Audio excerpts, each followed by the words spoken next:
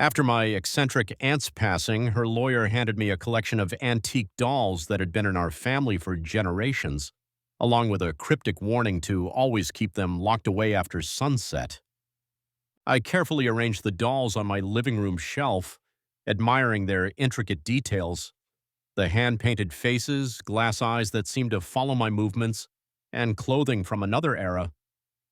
That night, I fell asleep on the couch while watching TV, only to be awakened at 2 a.m. by what sounded like tiny footsteps and whispered giggles. Frozen in fear, I watched as one of the dolls, a blonde Victorian girl in a lace dress, stood perfectly still at the edge of the couch, a sewing needle clutched in her tiny porcelain hand.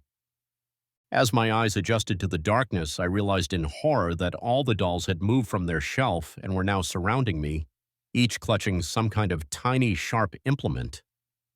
The next morning, I convinced myself it had been a nightmare until I found one of my kitchen knives on the floor and tiny, unexplainable footprints in the dust on the coffee table. I locked the dolls in their box with the strongest padlock I could find, but as night approached, I could swear I heard scratching from inside and a chorus of tiny voices chanting my name. My research revealed disturbing stories about the dolls' previous owners. All had died under mysterious circumstances, their bodies discovered with dozens of small, precise puncture wounds.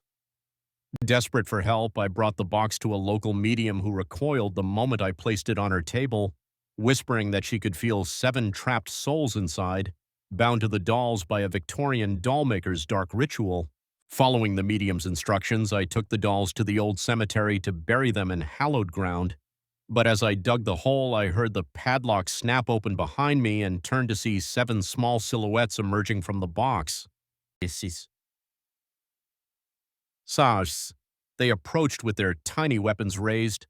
Moving with impossible speed and purpose, I realized why my aunt had kept them for so long, not as a collector but as a guardian, preventing them from finding new victims.